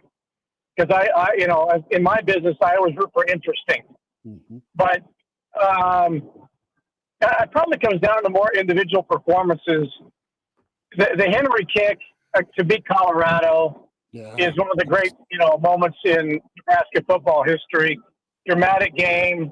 That probably goes down as a favorite game because it's a favorite moment. Sure. And look, I know that the win over Northwestern was decided on the Hail Mary at the goal line. But another one of my favorite plays in Nebraska football history is Amir Abdullah somehow getting a first down on 4th down and 13, something like that. Yep. I mean, that is such an amazing play, and it reminds me when we talk about Tommy Frazier's run against Florida in the Fiesta Bowl. The run that wasn't even the third. That's probably the third best run of the day. Lawrence Phillips had a touchdown run earlier in the game that was better than what Tommy Frazier did. So what I mean by that is, sometimes the culminating play isn't the best one of the day. And Amir Abdullah getting that first down is so underappreciated in Nebraska football history. And his performance, I hate to say this, but you got to do it in your breath. His performance to will Nebraska to win over McNeese State is another amazing performance. But you want to lose that because I think it's McNeese State, right? The Ohio State win Rex Burke had, that's amazing. Those are a couple off the top of my head. 2001 Oklahoma is getting some love in the stream chat. I can't believe Schmidt and I both failed to mention 01 Oklahoma. Did you mention it, Schmidt? I know. That's probably the most important. That's number one on my list. Bill brought up the 08 game against the Buffs. That was money because of the kick, and also then Sue treating Dan Hawkins' kid like a cigarette. When he had the reception and then ran him through. I mean, he tried to kill him with his knees. But no, the crouch catch. Yeah, I said that probably ranks up there because of the magnitude of the moment, the revenge part where it was number one versus number two a year earlier, where Nebraska was up big and then got blown out by Josh Heupel 200 pounds ago, Josh Heupel, and lost that game. And then a year later, that was the last time Nebraska was number one, as they won that Oklahoma game, and Lee Corso found his way to a mechanical bull. So the 01 game is really important, but the Oklahoma game kind of gets lost because it was a Solitaire game. Yeah. And I think that, that the Solitaire, that was really the high point. I know they played Florida in the national championship game, but that was really the high mark for Frank, and then things end poorly. And so that Oklahoma win kind of gets lost to a certain degree. Bill, overall in college football, if you take Nebraska and put it to the side, what's the best college football game overall you've seen since the year 2000? The best college football game? Holy cow. So some of the options, we put out the USC and Texas Rose Bowl for the national championship. I threw out the Boise State Statue of Liberty game against Oklahoma. There's some good options out there. Also, a sleeper pick, Johnny Manziel winning in Tuscaloosa against Alabama. They Auburn went the kick six. That was a great game. Or, Jalen Milroe, connecting on the touchdown pass to beat Auburn a couple of years ago on 4th down and 31. That was a pretty well played game. Clemson's national championship win over Alabama when Deshaun Watson was still had a fairly clean resume. There have been some pretty good national championship games that have kind of lived up to the billing. There's been some really bad ones, but the kick six finish is really, really remarkable in how that all played out. And given the magnitude of the game, that one probably stands out in my mind.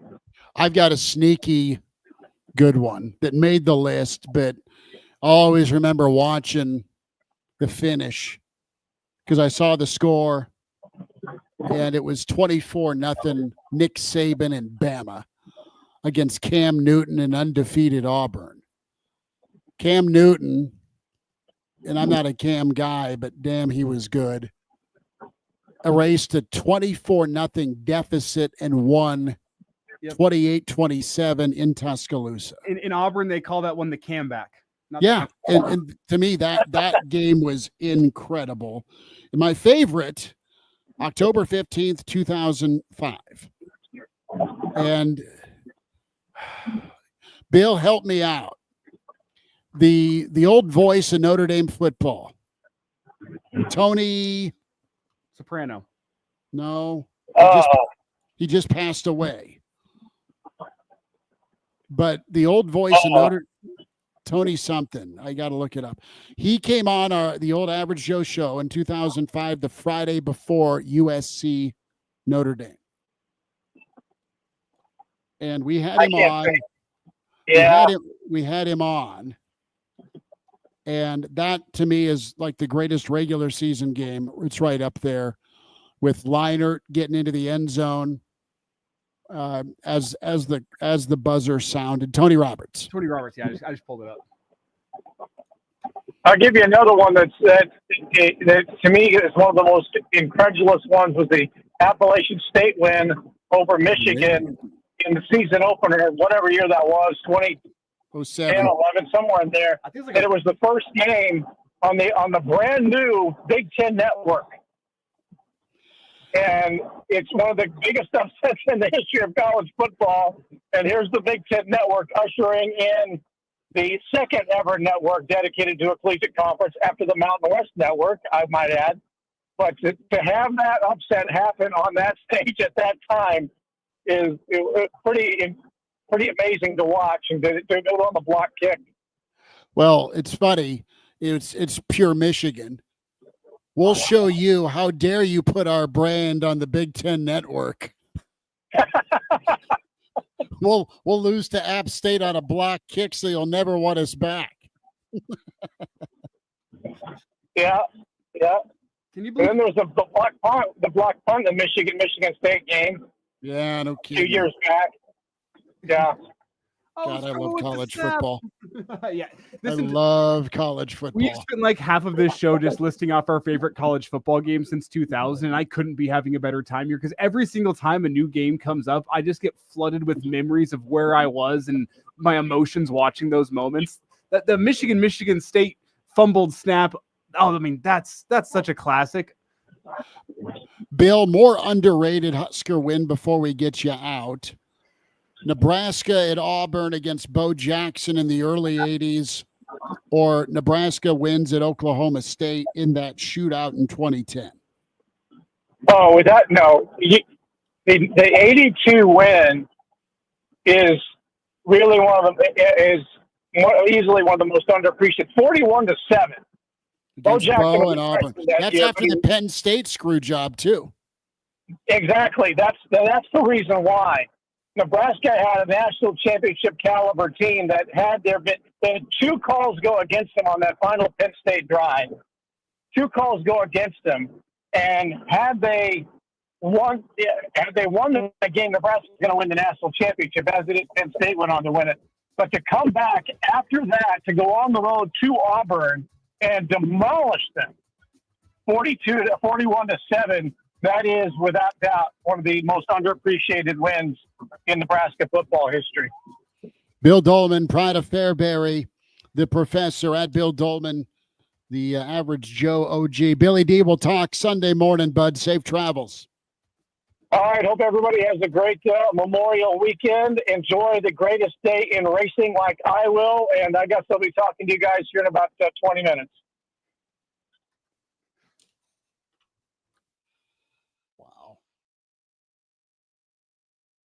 I got a carpet shock the other day.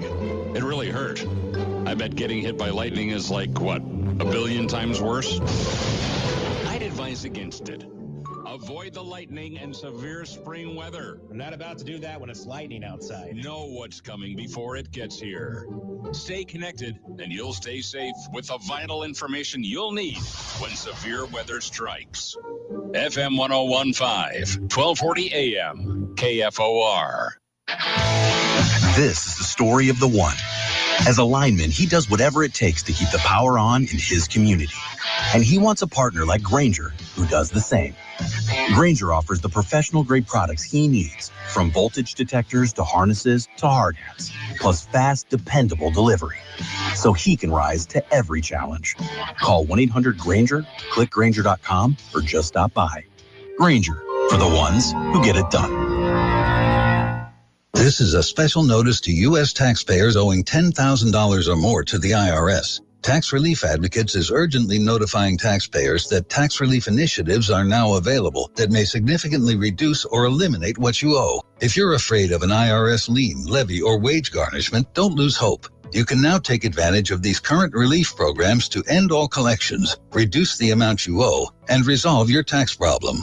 Even if you have years of unfiled tax returns or are already in a payment plan, you may still qualify for significant relief. Struggling taxpayers can now get relief they need during these hard economic times. A hotline has been established by Tax Relief Advocates for you to call and see what you qualify for. They are A+ rated with the BBB and have over 1,000 5-star reviews. Don't wait. Call 800-575-7147. 800-575-7147. That's 800-575-7147, or simply visit TRA.com. Must qualify for enrollment. Results may vary. Let this sink in. 85% of veterans who died by suicide had low testosterone. The VA has confirmed hormone therapy can make a difference. It cuts suicide rates in half. Having low testosterone can take your sleep, your energy, your drive. It wears you down slowly. until you don't feel like yourself anymore. At Limitless Mail, we make it simple. No pressure, just answers. Get your levels checked. LimitlessMail.com. You've kept up with the times. For example, you're fluent in texting. Honey, what does IGTTSWA mean? It means I'm going to the store, want anything. If you can do that, you can definitely save for retirement. Go to aceyourretirement.org for a quick 3-minute chat with Avo, the friendly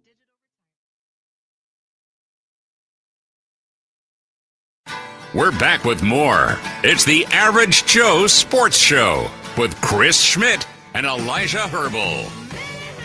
Back into it on the Average Joe Sports Show. Let us head to the Chuck. You hear him, you've heard him all year long with Husker Baseball. Nick Handley with this. Check out the Nick Handley podcast.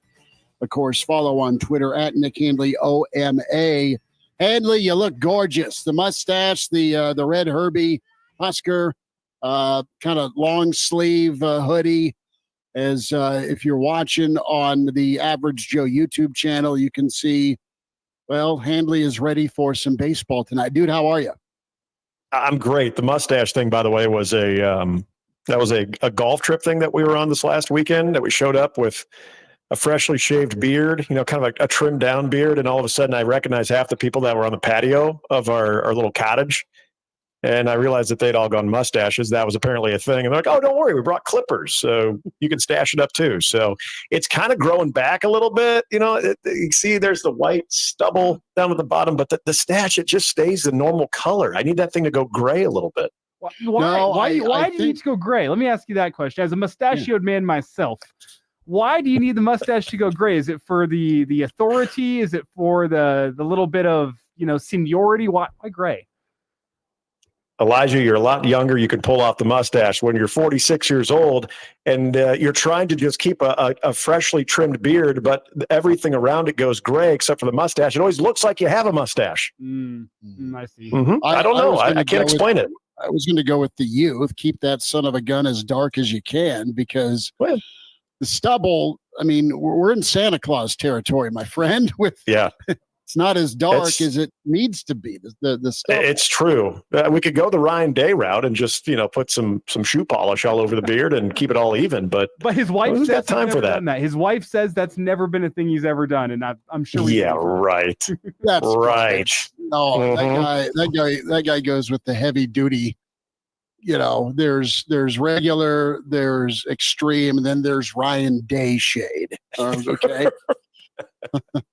It's so very true. It's ink. All right. It is flat out ink, but who cares? Yeah. Handley, let's go back to earlier this week and the ninth inning, the soft liner to right field, the oops, I dropped a third out, the walk-off. Wow. Just did you believe what you saw? No. I've Friday today, and that happened on a Tuesday night. I was asking Elijah, like, what the hell day was that? I had to think about it too, and I'm still a little bit in disbelief. I went home that night just knee deep in some Taco Bell that night, and I'm watching the replay. Our Taco Bell. Yeah, the Cantina, buddy. Yeah. So I still need to Venmo you for that night.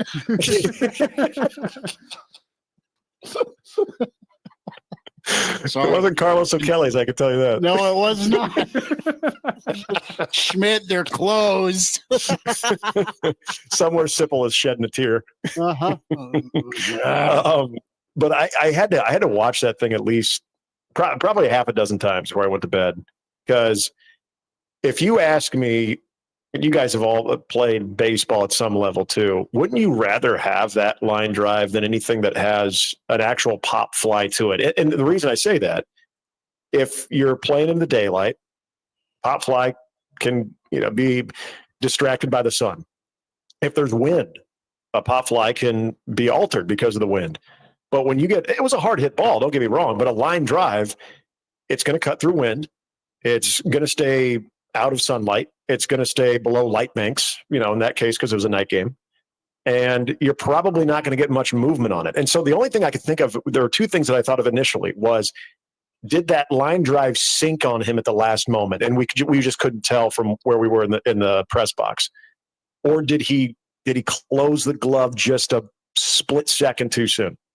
None of those things happened. I mean, the ball literally just popped out of his glove. And I heard other people saying, well, you use two hands. That's why you use you're not using two hands. Nobody uses two hands on that one. It's a dead in your tracks. You got it. It is what you hope for an outfielder. And this is a kid who made one hell of a play 2 innings earlier that probably saved the game. He kind of falls to a knee, securing a catch, and he's got his hand up, and it lands right on his palm, and he somehow holds on to it. That was a hard play, and he made that play. So for them and for Michigan State to essentially keep the game alive on a fielding error was very on brand for them, because this was a pretty bad fielding team. But up until then, you guys saw it. They were making play after play after play behind Jurwa. So I couldn't believe it. There was, for some reason, I just kind of kept my eyes glued as that ball was going to the glove. But you're in that mindset of, wow, it's going to, the season essentially is going to end on a hard hit ball with a chance to tie the game in the 9th, not to be. And then all of a sudden it happens. And you're just thinking, how did this happen? How did this happen? I made references to a higher power. And yeah, we were getting texts about and tweets about Sharpie and maybe, because I can't explain how such a routine play was not. I mean, it was a ball begging to be caught, and it wasn't. And Nebraska took advantage of it. To your point, it's like catching long toss out there. The angle that thing's coming in at, like that's what these guys do on a day-to-day basis. The only thought I had was maybe he took a couple false steps in before he had to retreat. My thought was maybe that angle, it got lost in the lights, but your theory holds weight too. Maybe they're just angels in the outfield. We used to love that movie. Anytime we can pay homage to angels in the outfield, why not, right? Yeah, and that's a good point about just the initial steps. And guys are they're so routine based, and as an outfielder, your first step is always back. And if that initial step is in, it does take you a little bit off of your routine or your rhythm a little bit. So that's I think it's a fair point you bring up, Elijah. It could have been something as simple as that just all of a sudden had him a little bit sideways on how he was tracking that ball, and it just never comfortably got in there. I don't know. Did he not just feel the ball in his glove and snap it down? I don't know. I just don't know. It from what I looked at, and then even going over the replays, it just looked like there was a very microbial spring in the palm of his glove that we just never saw, because it made no sense. But again, I mean, guys, you had to take advantage of that, right? I mean, that was a great break for Nebraska, but you got to make that count. And thankfully Nebraska did, although I'm sure Coach Bolt and the rest of the team would have been happy if Overbeek was at second instead of first, because then Caden Brumbaugh comes up and doubles. That probably, it does win the game if Beek is over at second instead of first, but I understand that too. I mean, you're in disbelief. If you're Joshua Overbeek, you're thinking, oh my gosh, I just made the last out of the most important game. And all of a sudden it comes out. You're just as stunned as everybody else.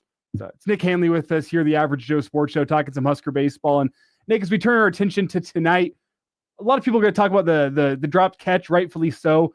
I also think a talking point from Tuesday night, not enough people are talking about, is the pitching rotation, how it worked out, where no one got significantly above 50 pitches on Tuesday night. I want to know what that means in your eyes for who Nebraska is going to roll with on Friday. They threw their 4 best arms out there on Tuesday. Do they have the ability to just go out there and do that again on a Friday night? What do you think it looks like tonight from a pitching point of view against Oregon?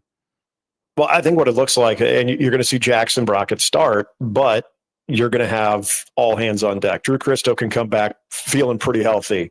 Luke Broderick can come back feeling pretty healthy. If you need Tucker Timmerman to give you an inning, if you need I can't imagine that Ty Horn would come back, because if they can keep this thing going, you would think he'd factor into the weekend, even Tucker. But if there's a matchup that they just feel like, Tucker's sinker is going to give them a shot to maybe end a big inning or, end any type of threat, then you're going to do it. So I didn't love the 2 days in between, because it's just so rare, but this is why you do like it, because every relief arm that you use, essentially can come back tonight if you need to, because obviously to get into the weekend, you got to get there first, and you got to be able to use everybody. So yeah, there's no question. Nebraska is loaded. This could be hey, Jackson, go give us 2. Okay. How are you looking after 2? What's the game look like? Okay. Now give us a 3rd.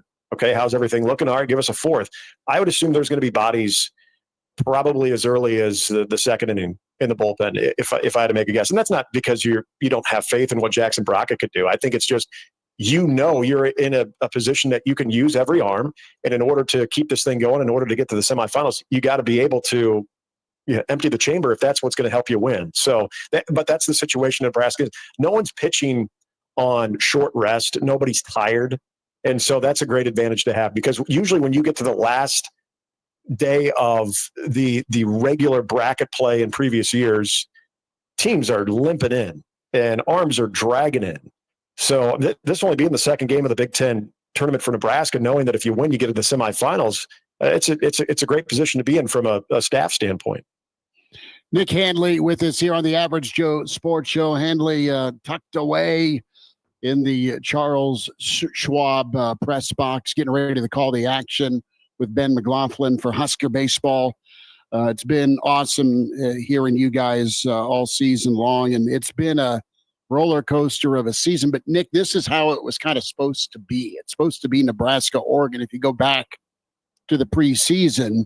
And one thing Nebraska's delivered on this year, they've been good against big-time opponents. Should that give Nebraska baseball fans some confidence tonight?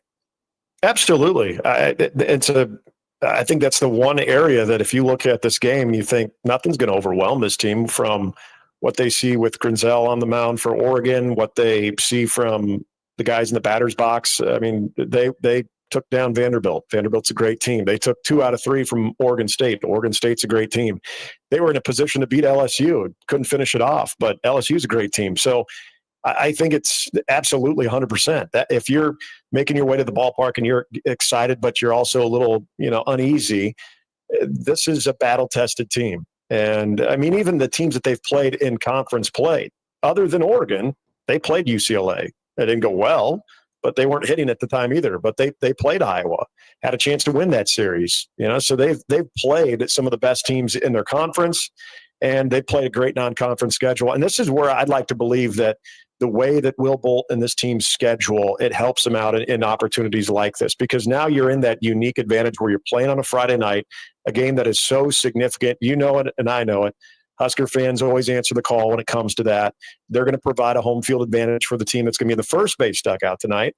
And if Nebraska is in this game, whether they take a lead early or they're just on Oregon's heels the entire way, it's going to get tense. I think for the team in the third base dugout, you're going to feel what this support is all about. But it's going to be up to Nebraska. Those first 3 innings are going to be crucial. You're going to have a crowd here.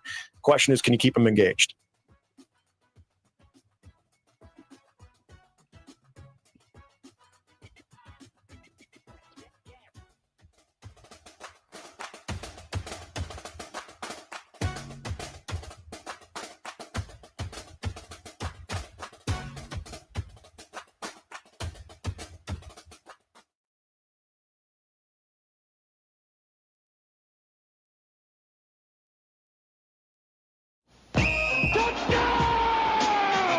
Hey, it's Chris Schmidt. Find us with the Average Joe Sports Show. Talking Big Red and beyond. Monday through Friday, 4 to 6 on KFOR. And can stream KFORnow.com. Trust and Will knows that we'll all eventually need a will. How about right now? Trust and Will makes creating your will easy, like while you're lounging on the couch easy. Trust and Will is designed by attorneys but customized by you, and all documents are state-specific and secure. Find your plan at trustandwill.com and use offer code RADIO now for 20% off. That's trustandwill.com, offer code RADIO. Trust and Will is an online estate planning service. Visit trustandwill.com for details. Hey, it's Schmitty here, ready to hit the road for some summer travel. And I don't take that for granted, that I can enjoy the travel, the game, and walking a bit more now that I'm a healthier, lighter version of myself. With the help of Lincoln Weight Loss, I've gone through a health transformation. Until about 1.5 years ago, I struggled with stubborn extra weight that creeps up as we age. It bogged me down. made activities I once loved less enjoyable. And after getting on board with the Lincoln Weight Loss Program and having my metabolism completely reset, I have more energy, I'm leaner, and I'm healthier. Take the first step and check out Lincoln Weight Loss and get your free body composition analysis. From there, you can look forward to very quick results, dropping the unwanted pounds and toning up. Then you can get back to enjoying plenty of summer fun. With Lincoln Weight Loss, there's no injections, prepackaged meals, or calorie counting. Schedule your free consultation today at LincolnWeightLoss.com or call 402-520-8170. This is the story of the one. As a safety manager at a manufacturing plant, he does everything he can to keep his coworkers safe.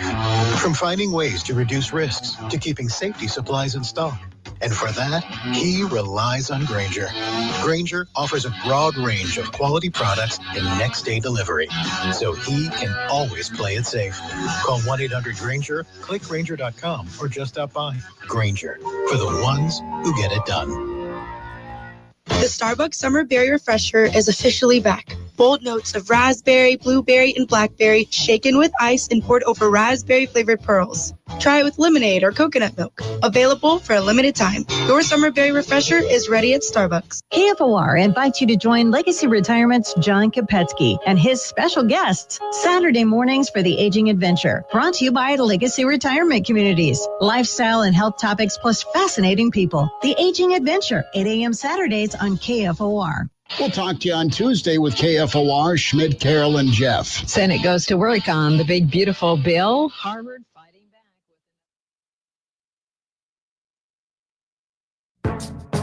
We're back with more. It's the Average Joe Sports Show with Chris Schmidt and Elijah Herbel.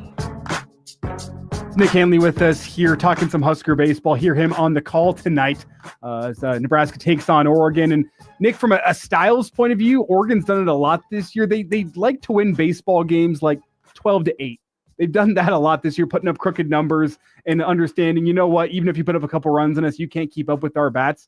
Is that how you see this game going tonight? Is it going to come down to runs for Nebraska's offense, or do you think it's going to come to Nebraska's pitching being able to slow down that high-powered Oregon offense? I think the latter is what Nebraska wants. I don't think they want to get into any type of slugfest with this Oregon team. I mean, they've got a lot of guys that can hurt you 1 through 9. I mean, they've got 2 guys that have at least had 4 games of 2 home runs or more. So, and that's sprinkled in your lineup. So their offensive numbers are good. Their fielding numbers are good. Their staff numbers are good. There's a lot of things about Oregon where you just gotta keep pressure on them. You got to get them uncomfortable. And I think if Oregon is putting up runs, they feel like it's only a matter of time before they're going to be able to have those necessary shutdown innings and provide a little bit more distance. I think if you're in a similar game that you were on Tuesday night, I think that's where Nebraska wants to be, because how many times in the last month have they been in those games and for the most part have won those types of games? Now, I get it. You were in an 8-run deficit against Purdue, and you dug yourself out of that. That was Purdue. This is Oregon. You can't afford to do that. But in the same sense, if Nebraska were to get down early or at some point in this game, it's the thing I love about this team. There's nothing that sends them to their knees where they're waving the white flag or yelling surrender. So I think that this is a team, though, that wants to see that game played more in a defensive battle. I think they can do that because I think they have a lot of unique different ways that they can attack Oregon's offense. I think you're going to see multiple arms. I truly do. And I think the way Nebraska offensively has to attack, you're seeing another high-profile lefty like you did on Tuesday night. So nothing about your approach changes, because the one thing about that game, even though they didn't have the offensive numbers to back it up in the first 3 or 4 innings, they never, in my opinion, allowed Jerwa to get confident and overpowered, because he still had to pitch into long counts. They were spoiling a lot of pitches and 2-2 and 3-2 counts. He only walked 1 guy. But again, there was contact there. I think they were still, even with the runs and the hits to a minimum, I still think that Jerwa understood he was having to kind of work a little extra at that Husker offense. And finally, you get the 2 RBI single from Case Anderson, and then all of a sudden things start rolling a little bit. So I think it's a similar approach. Get into long accounts. Even if you're not getting the ball through the infield early on, you're still able to get some contact. Try to drive up that pitch count a little bit as well, and just put pressure on this team. Nick Handley with us as Nebraska baseball set to take on Oregon. Little Christmas flavor at the Chuck tonight. Some red, some green. What What type of turnout do you expect from Husker Nation tonight? I'm hoping we see about 10. I think that would be great. If you get more, you're obviously going to take it. I know there was the social media post with the screenshot of last year's game during the Penn State Big Ten championship game, and during the national anthem, they said, "Hey, we need this again." I think if you're asking for 17 or 18,000, that's optimistic.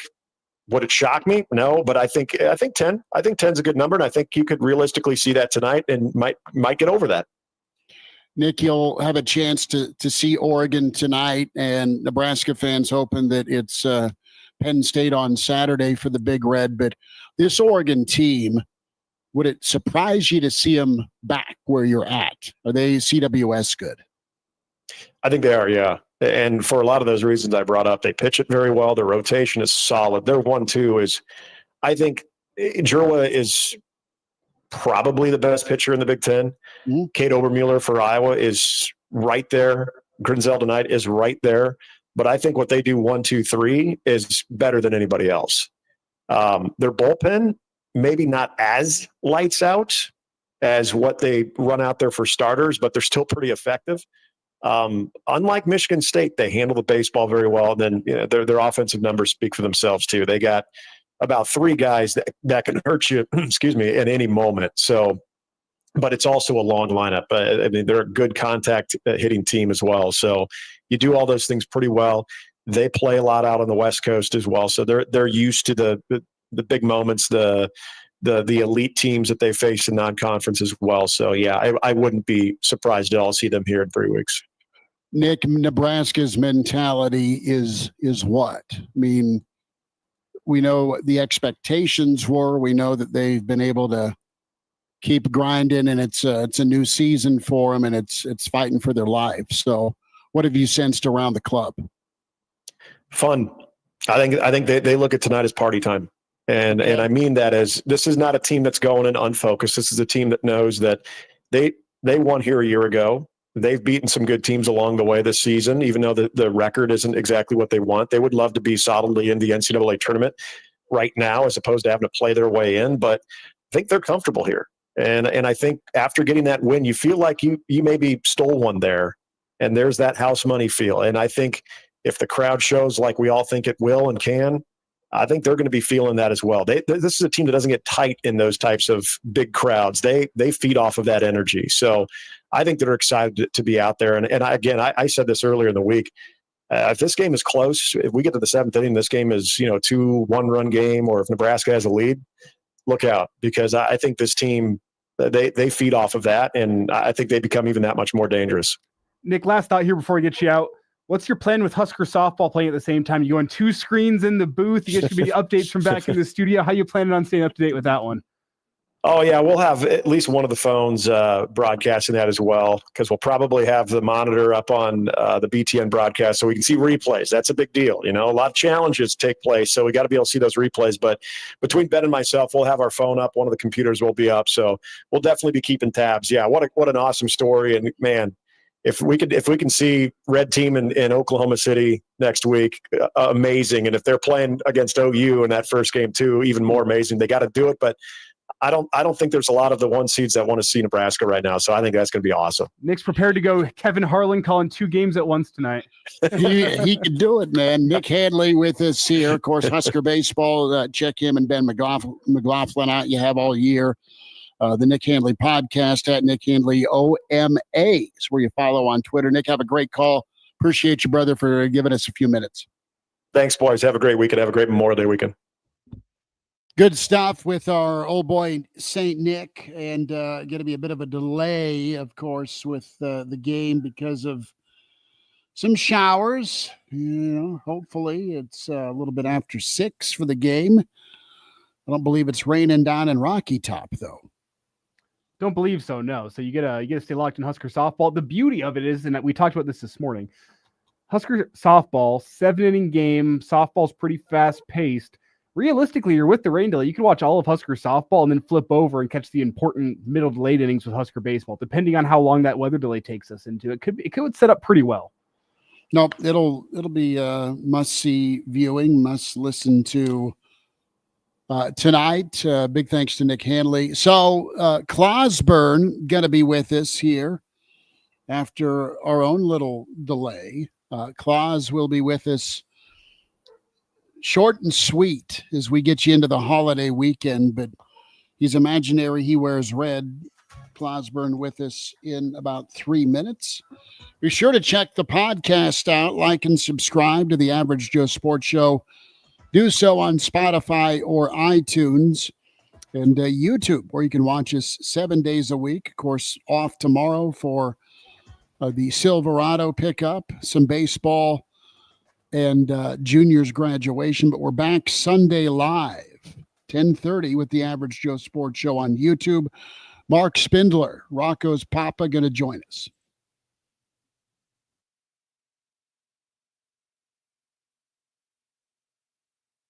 I started using when I was 13. Taylor is in recovery from an addiction to prescription opioids. It was like, oh, well, they're medications. They can't be that dangerous. My perception was once you stop using, like, that's it. Your life is over. I didn't even realize that I needed help until, like, the day that I got arrested. I have been able to accomplish a lot in my recovery. I just want to be happy, and I want to thrive in my life.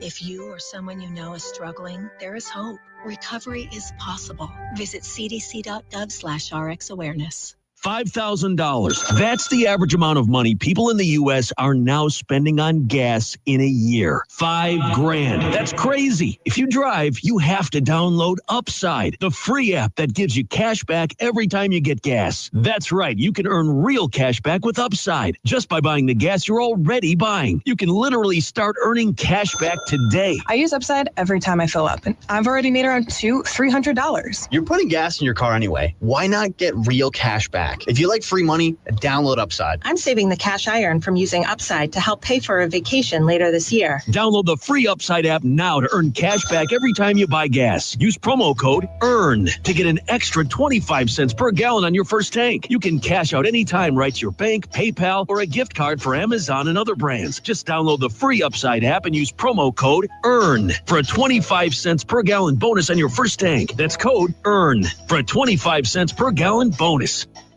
Uh-oh, Brad's buzzed. Oh, yeah? Yeah, he's starting with the woots. And now a speech. I just want to say that friendship is about heart and brain. Who's with me? Good thing is, he knows when he's buzzed. And my brain is saying, when it's time to go home, somebody call me a ride.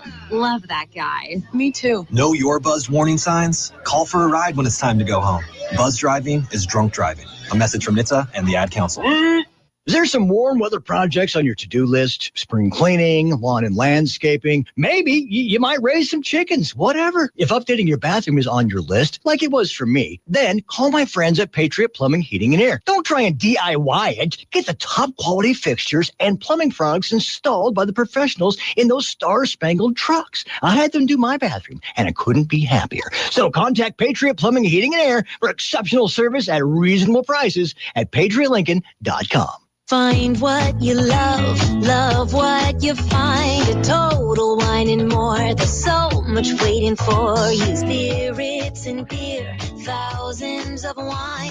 Guys in the know and prices so low. It just might blow your mind.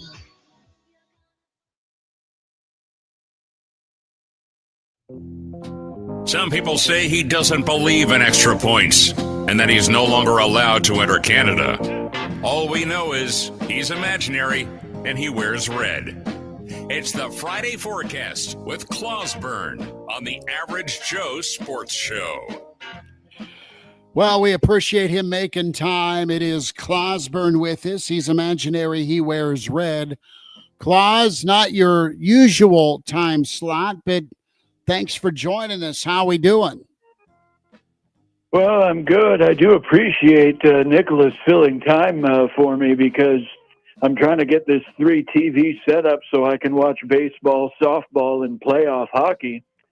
You know, with apologies to Elijah, the Dallas Stars have been quite an entertaining team. I think they're the first team in playoff history that has come into multiple times, come into third periods down multiple goals and ended up winning. So really, they should try to just eliminate the first two periods and only play the third, which I don't think it should be too hard to eliminate two periods. I mean, Christopher and I have both in our history eliminated 10 with about 46 seconds of work, and for Christopher, an additional 5 minutes of sobbing. So I think the Stars can get it done. Claus, good to have you, throwing the old fastball. How are we feeling about Husker softball tonight?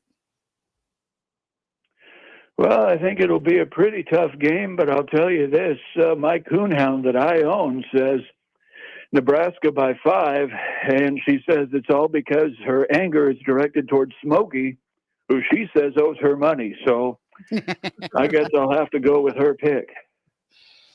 Smokey will pay up in a McDonald's bag full of cash, I'm sure. It's Clausborne with us here, the Friday forecast. And Claus, we also have, you talk about the multi-screen setup, Husker baseball taking on Oregon. Big Ten tournament, currently in a rain delay, but it still looks like we should get that game in tonight. Your thoughts on Nebraska's matchup with Oregon? Well, as a big Randy Johnson fan, I've never seen things go well for birds on a baseball diamond. So I think that we've got a pretty good shot of winning that one, too, no matter how good the Ducks are. Claus, Ndamukong Suh came in number 3. On the list of top 25 players in the year 2000. Too high, too low, just right. Well, I haven't seen the list. Who would even be above him? Well, you got Cam Newton 1, and who is number 2? Reggie Bush. Well, I'm sure he would have stomped on them both if they were either team weren't scared of playing us during those years. So he's rated probably too low. Claus, last thought here before we get you out. We appreciate just a few minutes from you. Your top Nebraska football game since the year 2000. Which game stands out in your memory? 2009, Oklahoma. I believe the final score was, and I think it was 2009. The final score was 10-7. It was at home, and the stadium was rocking so hard. I think everybody felt the vibrations in their legs and needed a change of pants afterwards before they went to O Street. So that was probably my favorite game. Bellevue East legend Matt O'Hanlon, 3 interceptions that game. The original white cornerback or a secondary member, no matter what Cooper DeJean tries to sell you. Matt O'Hanlon, a stud. Love it. Claus, enjoy your weekend. We appreciate you, bud. We'll holler next time. Okay. There he goes. Game dog, you keep on cranking out memorable football games, brother. And we'll be back at you Sunday live with the Average Joe Sports Show. Take care. Thanks.